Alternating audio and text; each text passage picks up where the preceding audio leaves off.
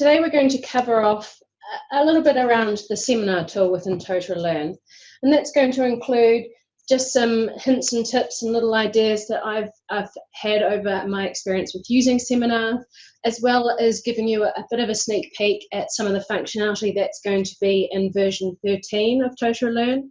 That's available within the Evergreen release now, as well as talking about some of the new features from version 12, which some people may not have taken advantage of just yet. So just to let you know that this session is being recorded. The link to the recording will be posted on the community following this session, which means you can rewatch and review and share as you need. Now, if you don't have an account on the community, please do register for an account. It is free, it is easy, and you'll be able to access this recording as well as a range of other resources once you have an account on our community site.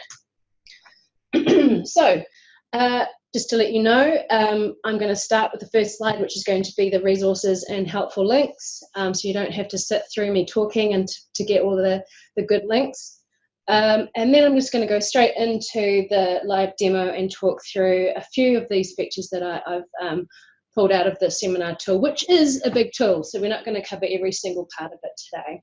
And then, as I said, we're going to have a Q&A session at the end. So with this recording, you'll see these slides and these links. We can post these separately if you need them, but they're information like a link to our help docs, what's new in Evergreen, the version comparison document. If you're not sitting on 12, for example, and you might want to see what you are potentially missing out on, you can have a look at that resource. A link to the seminars course on the Academy, if you want to do more of a deep dive into seminars, and our resources and blog on our website. Right, before I get started and launch into it, mate, anything I need to know? There's no questions so far about seminars in general, but I've said we'll have a look at any general questions at the end. But if you do have anything that you want to ask during the webinar, feel free to just throw them in the chat and we can stop and try and address those when there's a moment. Great, thank you. Excuse me. Alrighty, so I'm going to highlight as we go what functionality is specifically for version 12 or for Evergreen when I go through these features. Otherwise, assume that it's in 12 or 11 and earlier. When I say Evergreen, some people might not know what I mean, but Evergreen is a release, or something like a pre-release of the next version. So it's stable, you can use Evergreen depending on your requirements, but it's more of a look and feel and test kind of environment for a lot of partners and subscribers to get to grips with the functionality that will be in the next full release. So we're on 12 now, 13 will be available towards the end of this year. So I'm going to be demoing on my local Evergreen site, so it will have the latest functionality that was released. I think it was last week that we had our latest Evergreen release. So, as I promised, these slides are very much for myself, and I'm going to shut those down and bring up something far more interesting, and that's my local site. Alrighty. So, this is just my local site. It's just for me to experiment and fun and take screenshots. Even this course catalog screenshot might be familiar to some of you that have seen some of our other collateral and have looked through our website. This is just my playpen. So I want to start off talking a little bit about the global settings for seminars. Now, as mentioned, it's a big tool, which means it has its own section within the administration area that we can set some global settings, as well as, once we're in a course, different activity and event settings. Now, the reason I want to go through this is that some of the new functionality that was introduced in 10, 11 and 12 needs to be switched on at this global or site level. So I just want to highlight a couple of those, which I'm going to cover off today. Now, one of them is the ability to have a two-stage approval on attendance at a seminar event. And by two-stage, I mean a manager has to approve, and then a second administrator of some type needs to then also approve that attendance. And that model is often used where a particular training costs a great deal or requires an individual to be off-site for an extended period of time, and that might be managed through the HR or training and development unit of a particular organisation. So by default, it's not switched on, but it's a simple tick box here under this available approval options area. And once that's on, then when you create a particular seminar activity, you can specify this two-stage approval option. Once that's enabled, then you can select the second option, which is who can be an administrative approval. And this is permissions based. So at the moment, I've got everyone who can approve any booking, which is a capability within the site. Another option here is around job assignment. So depending on the kind of roles and responsibilities that we have within our organisation, we may have one or many job assignments within the system. And that could be a solutions consultant and first aid officer. So those are two separate job assignments. And the training that I might need to take for those different roles or different job assignments will be different, and potentially a different manager needs to approve my attendance at those two events. So I've enabled User Select Manager here, and I have selected Select Job Assignment on Sign Up as well. And that means that, for example, if I was to do my first aid training, I might send that to the first aid manager or the health and safety officer of an organisation versus my immediate line manager. There is also this option around Waitlist Lottery, and we're going to talk very briefly, time pending or time allowing around waitlisting. So I'm going to turn that on now. So those are some global settings. This is all covered across the documentation, slightly more detail. I appreciate I'm moving pretty fast today. That's just because we've got a lot to cover. Now you can tell I'm in Brighton because I've got a seagull going absolutely bananas outside the window. Apologies for that. Right, the next section I want to cover are activity defaults and event defaults. Now, by going through all of these options, we'll not only give you some additional options within the activity settings, such as being able to track attendance at the session level, which is a new piece of functionality available in Evergreen and will be available in 13. But it also allows you to pre-configure a number of options when you create activities and create event defaults.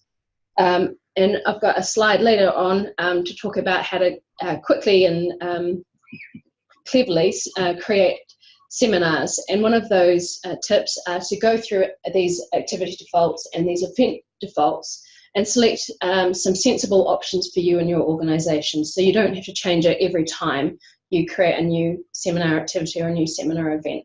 So it's worthwhile going through these options and deciding how, on average, an event might be set up. There's some new options that some of you may not have seen, which is around the sign-up workflow. This multiple sign-up workflow I'm going to go through in a little bit more detail, and that was some functionality that was extended within version 12. So that's the event or activity defaults, and then we have some event defaults. So things like what the default start time is and the default finish time. You'll see here that it's an hour elapsed. Now, quite often you'll have to go through and change that every time you create a new event. So if you normally have full day events, you might want to change that at the site level so you don't have to make that change every time. Okie dokie. So that's event defaults. What I want to talk a little bit about now are custom fields. So hopefully this is where it gets a little bit more interesting and new to you guys. So custom fields are a very powerful piece of functionality within Totara Learn and around seminars. Now, just to talk a little bit around terminology, I personally call each of these tabs elements because I couldn't think of a better way of describing the different types of fields that we have here, or the different groupings of events. So I'm just calling them elements for the sake of argument. It's just my own terminology, so don't get too tied up on it. So there's a range of different elements that are available for you to add custom fields. And there are a range of different custom fields that you can add.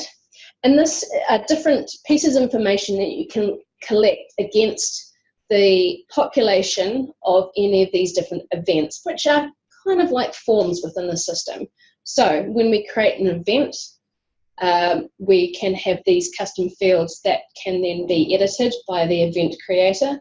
Likewise, when we create an asset, we might have to or may fill out these particular or add these particular pieces of information via these custom fields. So talking a little bit about how you might use custom fields. For the event, this is something where you might want to, if you're running it by a webinar, provide a URL link. And this might be helpful for a couple of reasons. One, it will be obvious and will stick out rather than being potentially lost in the seminar details area. The other thing is that it can be reported upon. And the third thing is that you can choose for it to be open in a new window, so that when a user starts their seminar, they can automatically be taken to the particular webinar application that they're using. There's also a option, so perhaps a style of session, and that might include whether it's a hands-on workshop, a lecture, a facilitated discussion. And by creating and populating this information, when users go in to sign up for an event, they have better expectations of what the session is going to offer them and how it's going to be held. So the more information, the better. Very much information is power for learners, and they can make a better selection of what training events that they attend based on this information that you populate via these custom fields. In terms of assets, assets within the system, and I am, I suppose, making a bit of an assumption that most of the people on this call or webinar understand my terminology when I'm talking about assets and rooms. But this is around resource management within the system. So assets might include equipment, it might include services, and it might include trainers, for example. So anyway, assets, you can have a range of custom fields. Again, this is around a better selection of assets when a trainer is creating a trainer event, that they make sure that they book the right type of equipment or the right type of support or a trainer in their area for a particular training event. So for example, connections and sockets are always a bit of a bugbear for me when I go into a training room, knowing what type of equipment's in the room or how the asset's going to work. So let's say I've got a built-in PC into this training room. I can see both visually and textually what type of connections will be available, and I can bring the appropriate adapters if I need to. And you can upload these images via your custom course icons. You just need to upload a little image and then it will become available to you. You can select it. See if I go to choose icon, those are the standard range of course icons available.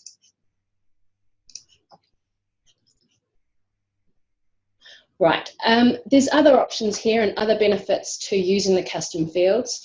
And one of them is around reporting. So for example, catering required. If we have an asset which is booking catering, I can select that checkbox, and that will allow me to filter my reports on this particular asset type. So if I say it's catering, then what we can do is if I open the reports area, here is a report that I have created previously. And this could be something that's scheduled or sent or accessible to the catering team, for example. And I can generate a report on all of the different seminars, when they're going to be run, what room they're available in, and I can say everyone that needs catering, here are the rooms, and this is the number of attendees. Now, because I have, and I can export this, I can schedule this and run this like any other report. In terms of catering, I'm just going to skip over room for a moment and jump over to sign up. Catering can be quite a detailed service. So what I would suggest is that you add a custom field for dietary options or dietary requirements in the sign-up element or the sign-up form. And this again is a menu of choices. People can select their particular options. And then that means that the catering team can go into these sessions, see that there is 2 attendees here. Oh, that wasn't what I wanted to press. This just does just fine, same thing. And I can see they've picked a standard meal. Likewise, I can go back to filter my save again. I can click on the attendees that have signed up for the 3rd of June event. And again, I can see the dietary options. And as the catering manager, I can allocate that number of vegetarian meals or that amount of catering for that particular event at that particular time. In sign up, you might also want to collect information for waitlisted or declare interest events. Again, we're going to cover that towards the end of the session today. But the custom fields are also an opportunity to create information or collect data about prospective events. So you can ask people to say, all right, today the session is based in Brighton, but where would your preferred location be? And that will give you some more information down the road in terms of where you might want to schedule or hold these training events. Back to room, because I skipped over room. Sometimes we forget that there are people that need special assistance or have accessibility requirements in terms of rooms and may not be able to book onto training events where there isn't wheelchair access. So we can provide information around those accessibility facilities within the room area. So when a trainer creates an event, and the learner can see what room the event is in, they can make the correct booking for them and their particular requirements. Likewise, we might want to detail the available equipment within a room that isn't a separate asset as well. So it's very much about creating an easy, a better choice for trainers and a better choice for learners when they go in to create and book onto events. Now, in terms of user cancellation, there's a default field, which is a cancellation note, which allows a user to provide an explanation of their particular reason for cancelling. But I like the idea of creating a menu of choices, predefined list of reasons an individual has cancelled their attendance. And that's because I can then generate a specific report around that reason for cancellation, which can allow me to generate trends, just to get a feel if there's a particular individual that keeps on booking and then cancelling due to work commitments. It might be a notification to their manager that they're overburdened and can't go through this professional development exercise. Or it could be someone that's constantly booking and then constantly sick, and there might be another issue that needs to be addressed around their wellness. So the last element here is the event cancellation. And I think it's fair when we cancel an event as a trainer that we provide a reason for that cancellation. Often learners have gone to some expense or have invested some time and effort in maybe finding childcare or booking trains before an event. So it's only really fair that we explain why an event has been cancelled. And again, we can run some reporting against that and see if there's any particular trends around cancellation. For example, it may be a lack of numbers for events in a certain area, which may give us an indication that we should be running training events in a different location. Matt, any questions? We don't have any questions at the moment. I was really hoping that question would take longer because I was taking a sip of water.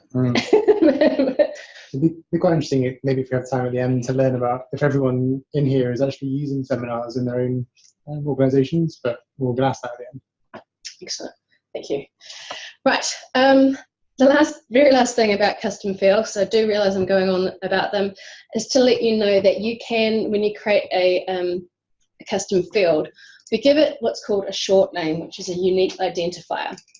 In this case, the event cancellation custom field around reason for cancellation is called event cancelled. And it's important to note that we can find that short name and set that short name, because within the notifications area, we can reuse most of these different types of custom fields within the notifications that we send. So we might, for example, assets or room, we might include information that catering will be provided, and we can reuse the catering custom fields. Likewise, with sign up, we might let people know the accessibility, around the accessibility requirements or limitations of a particular event. I'm going to go into notifications once I jump a little bit further into a course, which I think I'm going to go ahead and do now. I think we have covered everything. I'm just quickly looking at my PowerPoint slides. Yes, I have. Okay, brilliant. So let's get stuck into a course. So those were the site level settings. Now I want to talk about the activity, event, and session level options that we have. Alrighty, so this is a course that I've created a bunch of different seminar events, and I have, for my benefit, probably more than anyone else's, have created 4 different topics and given myself a little hint and tip about what I want to cover and what is contained within, we'll see words, within each of these areas and what I've set up already. So in terms of 2-stage approval, this first area is a demonstration of this 2-stage approval. Now, it's quite hard to demonstrate without logging in and out of a few different accounts. So what I have done is logged in on Google Chrome, and I will, actually I'll bring this over the screen for just a second. So when we create an event, and this is an example of an event which has a 2-stage approval, so it requires approval from both a manager and a, there we go, an administrator. Expanding everything out. So here's the 2-step approval, manager and administrator approver. So as a learner, when they request approval to attend, they can select the manager, because I turned that on at the at the seminar level. Gosh, there's too many words here. So I can select the particular manager that's applicable for. Here are those custom fields that I created earlier, and I can see who my approval administrators are. So what I have created earlier is this little tab here, where I am logged in as a number of individuals manager who requested attendance at this event, and this is their manager, and I can click onto any of these requests that appear in their dashboard under the tasks area. I can see that Jim Thompson has requested to be booked onto the session, and I can decide what to do with Jim. That's been kind, and approve his attendance. He's not an administrator friend. Brilliant. And then if I have another Chrome window hiding on my laptop here, I have, oh, come here, too many tabs open. Here is my training and development administrator, who's my 2nd level approval option, and Jim's request should be hiding in here somewhere. Oh, I've logged out since I created it. I was too prepared. Anyway, we can see by screenshot that the training and development administrator also receives a request for approval from these individuals. Now, in terms of this approval, it doesn't matter who approves first. It's not a manager approves first and then the training and development administrator approves second. They both need to approve at any point for Jim's, in this case, attendance to be approved for this particular event. So we can close those tabs now, since they didn't do what I was expecting them to do, and they, with all that security, logged me out. So that's in terms of 2-stage approval, how it works and how powerful it is in terms of controlling access to events that have maybe a high level of cost or time cost associated with them. So let's move on to multiple attendance notifications and messaging.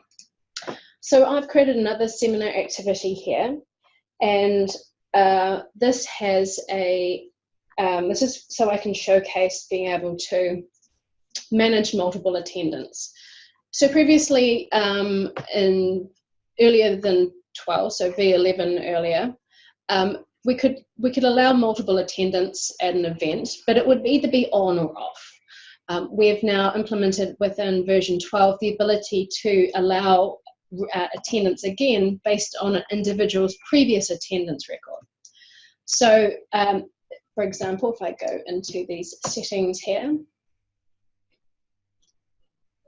under sign up workflow, I have a few new options.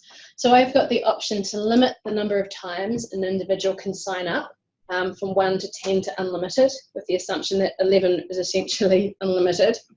And I can restrict subsequent sign-ups to a range of different attendance statuses. And you'll notice that we've got a new one here, which is unable to attend. That particular option was introduced into Evergreen around February time, so that will be available within version 13 once it's out.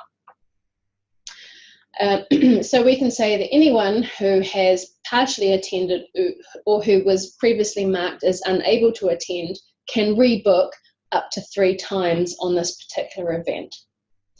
Now that gives us a few options. That means that we can control people who, to prevent people from booking over and over again after they have been fully attended, and potentially prevent people who simply didn't show up from rebooking. For whatever reason, you might just be particularly harsh on them, but it's entirely up to you how you manage it. The other thing it does is allow a range of models around partially attended. So it could be that an individual only needs to attend for a certain period of time, or perhaps can do a morning session and an afternoon session in terms of their training. And I'll get into these new models in just a bit. Unable to attend. Right, now I talked a little bit about notifications, but I just want to showcase a few exciting options around notifications, not particularly new, just things that you might not know. So there are a range of notification templates which sit at the site level, which you'll see within the seminars administration area, but within the particular seminar area, you can create your own custom notifications, and you can change existing templates. So these are all the templates that are available, and I can go through and edit those if I want to, or I can create my own custom notification that will be used across this particular seminar activity. What I want to point out very, very quickly is when we go into a particular notification, and I touched on this earlier around including custom fields within your notification, is these are all placeholder based on short name or unique identifier. And I can view all of the different options that I have available here within the contextual help area. So you can see here, if I scroll down, there is quite a range of items, and those custom fields, it would be session, colon, and then whatever my event short name or custom field short name might be. And that is in place of that text placeholder. So I can communicate quite a lot of information within these notifications, keeping users informed, making sure they know exactly what they need to bring, how they get into the building, what they can expect from the training event is really, really important stuff. Now, in addition to notifications, there's also the ability to message users directly. Now, this is a feature I particularly like. If I go into the attendees area of a particular event, if I've got anyone who's signed up or has any type of different status, you can see that they've got attendance has already been marked, I can go into the message users area. And I can generate custom notifications for the different recipient groups. So because I've got 2 users who were fully attended, I could send them a different message to those people that were partly attended or unable to attend, or someone who cancelled.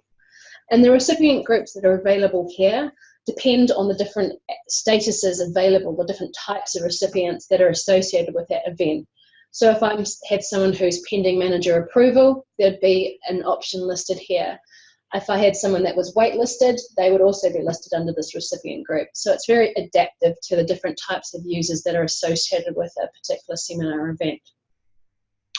And this is very powerful. Again, you can include placeholders if you like, and it's all HTML, and you can choose who to send a particular messages to, whether it's individual or to get both users at once. It's entirely up to you. And optionally have a CC into the manager of the attendee or non-attendee, as the case may be. Any questions so far? We have no questions, but again, feel free to ask anything as we go. Okay. Again, I was just really using you to see if I could get a drink of water in without a weird pause. Okay. That wasn't too weird. Thanks for the reassurance. Okay. Now, one of the really exciting features, well, exciting for me at the very least, that are going to appear in version 3 is around session level attendance tracking and grade-based attendance. So As I say, this is going to be available in version 13. It's available for review in Evergreen now, and there's full documentation within the documentation now, within the Evergreen documentation. And what this allows you to do is to take attendance for each of the different sessions. So we've got this advanced Totara training event. There are 2 sessions. There is the 20th of May from 9 till 12, and then the afternoon session 1 till 5. So not only do people want to know when lunch is, it also means that I can track who showed up for the morning session and who perhaps didn't show up for the afternoon session, or vice versa. So now when I go into the take attendance area, I have a couple of options. I can select attendance at for either of the sessions. So you can see here for the afternoon session, for the morning session, I have already specified attendance. And then I can go into the afternoon session and I can apply attendance as well. If I then go into the event option, I can provide an overall attendance rating, but I can also apply an overall event grade. Now, you have the option to use the original grading system, which is if you're fully attended, you get 100%. If you're partially attended, you get 50% of whatever grade value it is. Or if you are a no-show, then you get 0%. And that's something that's set on through the edit settings area. It's just a little tick box which says manually grade. What this means is at the event level, I can say, all right, Adam Smith was fully attended, but he was playing Candy Crush Saga on his cell phone the entire time that we were running training. So he wasn't actually engaged in the event. So perhaps I give him an 80% grade versus 100% grade. Still a pass, and you can set that pass rate within the grade book as you like, but it is reflective of the level of attention that he was offering me. Likewise, I may have someone that fully attended and received 100% because they were engaged. Perhaps they completed a quiz or some sort of practical event during the session. Entirely up to you. And you can see when I'm at this event area, it's reflective of the different both fully attended and partially attended sessions. Just as easily, you may have someone that has partially attended 3 or 4 sessions, and that may be that they only need to attend 3 out of 5 sessions to receive a pass. So what this does is open up a range of new training models. So having the event grade and this attendance at the session level allows us to do a couple of different things. So one of them is having a model where you might have a morning and afternoon session, like we've got set up here. And it may be that the morning is the theory and the afternoon is the practical session. For example, first aid training. And these may be able to be completed at different times by individuals. So they may not be able to be off the shop floor or out of the office for longer than a full day. So they need to do their morning on the Monday and their afternoon practical on the Thursday later on in that week. And this new functionality supports that training model. Similar, you might have a basic and advanced session. So maybe you've got health and safety training around fire safety, for example. The morning session may be around evacuation and basic use of fire extinguishers. And the advanced session, which is designed for the fire officer or the fire warden within your office, is around evacuation procedures, health and safety, what colour shiny vest that you might have, what kind of hard hat to wear, that type of thing. Certainly not minimising the responsibilities of a fire warden at this point. But it may be that you have both basic and advanced training on a particular subject, and it's perfectly fine just to attend one session.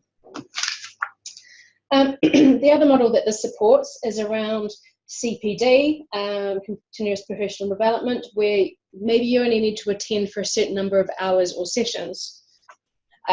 And that might be, for example, you may have to do 10 hours of practical training within a particular event, and your attendance at one session may be an hour or 2. So you can track the number of times you've attended an event within this particular seminar activity or type of training. Another option might be around time-based training, where you might have to have X number of hours of hands-on practice, and these seminar events are represented by, well, I've got a question. Right. So just Julie wanted to ask a question about, in two-stage notifications, you showed a drop-down list of managers for a user view. She wanted to know how that's determined.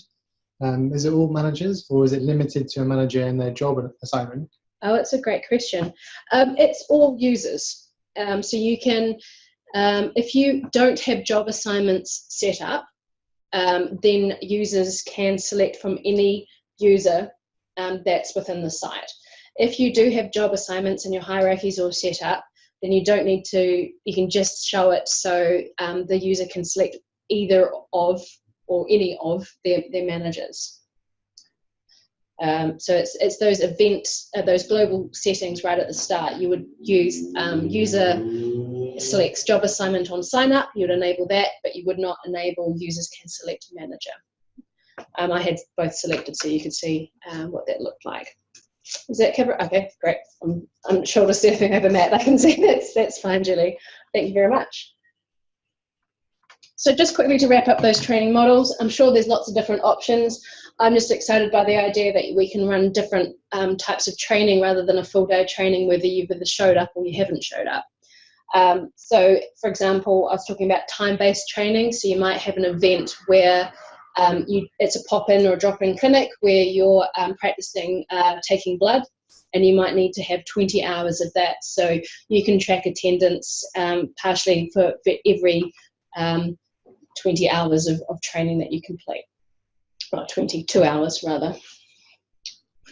Okie dokie, we are nearing the end of my slides. You'll all be very thankful to know.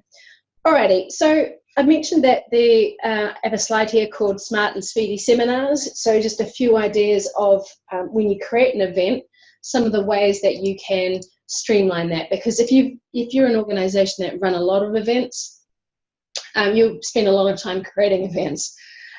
So what I suggest are a couple of things. One, which I've already mentioned, is go through those event and activity defaults and make sure that those are all set to the typical type of event that you run, so you don't have to make those changes every time. The other thing that I suggest is taking advantage of the duplicate activities and events and sessions functionality. So you can create a copy of an entire activity or an event or a session. So I've just flipped termed editing on, and if I go to, let's say, the onboarding training, for example, I can simply copy that particular activity, and then I can go through and make the required changes. And in that copy, you'll see that all of the same type of events are run, and I can perhaps just go in and make changes to either the title of it or the training times, or perhaps I have different rooms for those. It might be just a slightly different type of event. So take advantage of the copy activity functionality. Within an event, actually I should stay there, let's go back. Within a particular event, when I create an event, I also have a copy option to take advantage of the copy, and again, just make those changes that you need. So this is a new event for first aid, maybe it's going to be run at exactly the same time, but in a slightly different room. And then I've got a new event and I can save, and it's there.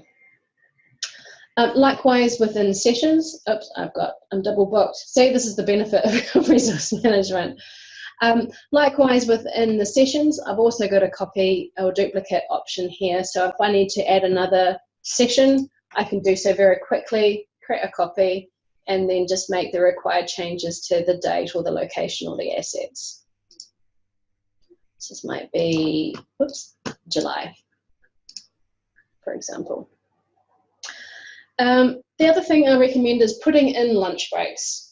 That's usually number one question. If I have a 9 to 5 event like I do here, people want to know when they have lunch, when they can go out, make some phone calls, check their emails.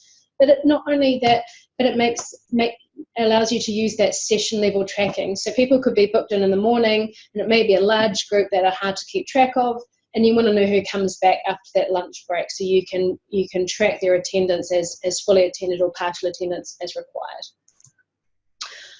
I mentioned that webinar link.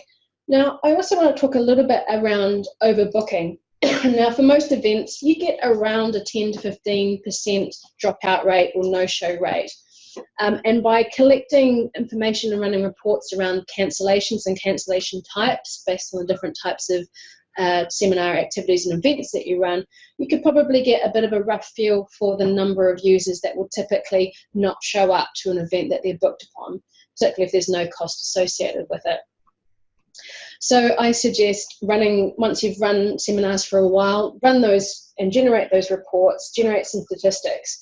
And when you create an event, you can go over a room capacity. So when I select a room, there's 35 people can be allowed into this room.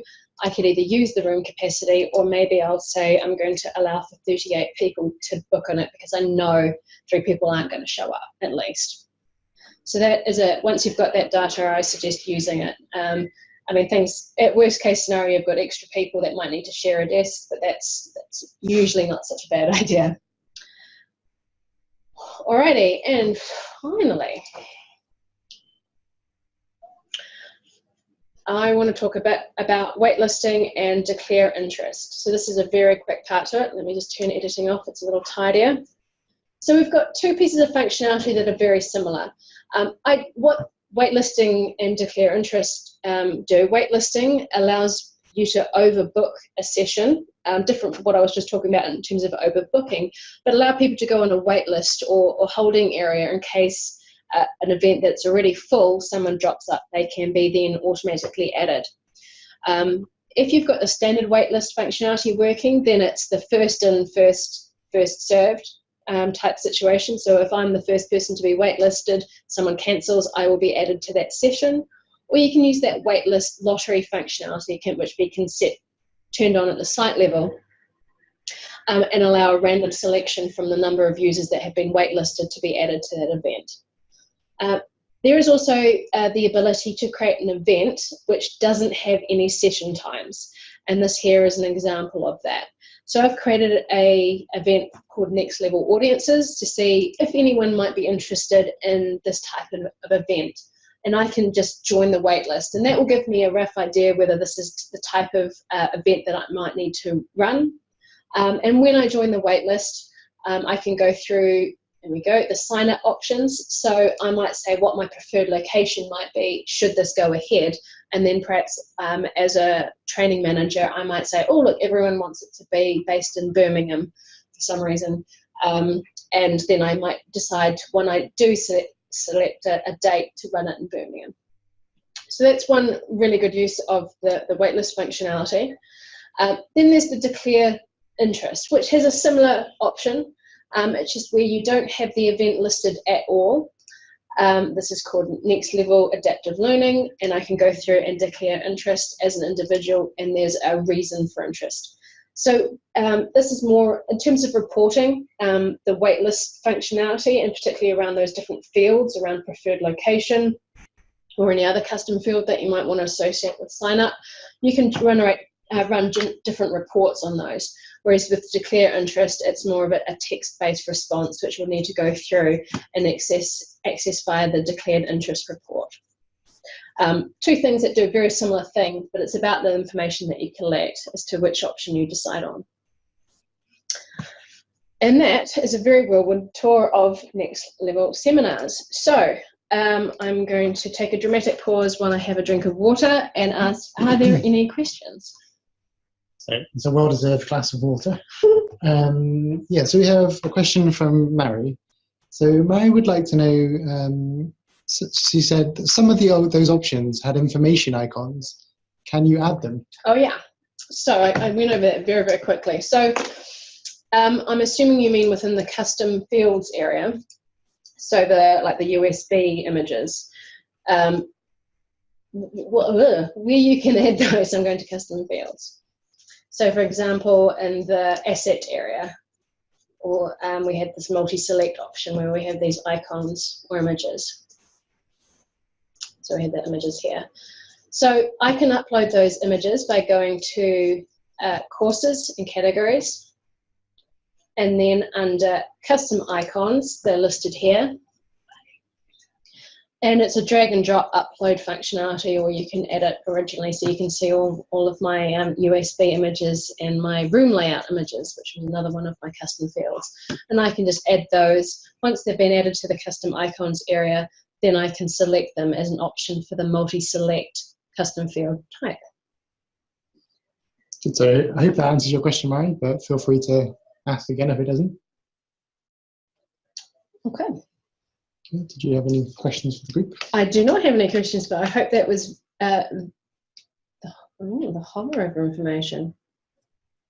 So I'm not sure what you mean by hover over information. I'm sorry. Can you be a bit more specific, please? So yeah, Mary, if you can provide a little bit more information, then we'll be able to answer that. Julie's asking a question as well. Is there a way to use custom fields to choose options for parallel sessions? Oh gosh, choose options for parallel sessions. I don't think so. Can you give me a use case, please? I guess I'm just struggling to make that fit in my mind. When the user hovers over some information, there is a blue circle with an eye inside. Oh, okay. Can we create and amend them? Right, contextual help. I'm with you. All right, so let me now try and find a contextual help item. They're in notifications. Yes, you can edit them. So those little eyes are called contextual help. Here we go, like this one here. She's nodding frantically at the screen, I'm sure. Yes, you can edit those. In terms of this information, I don't recommend you reuse it, but maybe reformat it. How you can do that is via the language settings. So if you go to your language pack, and I won't open it now just because it will take quite a while to open, but you go to language customization, you choose which language pack, presumably English, that you want to edit, and then you can search for that particular item within the system. I believe there's an Academy course that might cover this that Matt is bringing up the link to. It's called the localization course. Thanks, Matt. And that will go through how you can change that contextual help to your particular requirements. Yeah, thanks, Meredith. So yeah, as Meredith mentioned, there is actually an Academy course all about localization. So that will help you with that. I'm putting a link into there now. So Mary and everyone else, go and have a look if you want to try and edit that contextual help. So Julie has a question. Clarified. So, brilliant. Thanks, Julie. So a question around custom fields, where we have a one-day conference with parallel sessions in the morning or afternoon. Oh, I see. So for the rest of the group, Julie's asking a question to say, is there a way to use custom fields to choose options for parallel sessions? This is where we have a one-day conference with parallel sessions in the morning or the afternoon. The questions at the moment are just coming to the panelists, so not everyone can see these. Oh, I see. Okay. Yeah, I mean, I think I would probably be inclined to manage that through parallel sessions within the seminar event. But you could create within the sign-up custom field, you could have your menu of choices, and you could select which of the parallel sessions you're going to attend. If it doesn't really matter in terms of numbers and tracking, then yeah, you could use the sign up element and the menu of choices custom field type.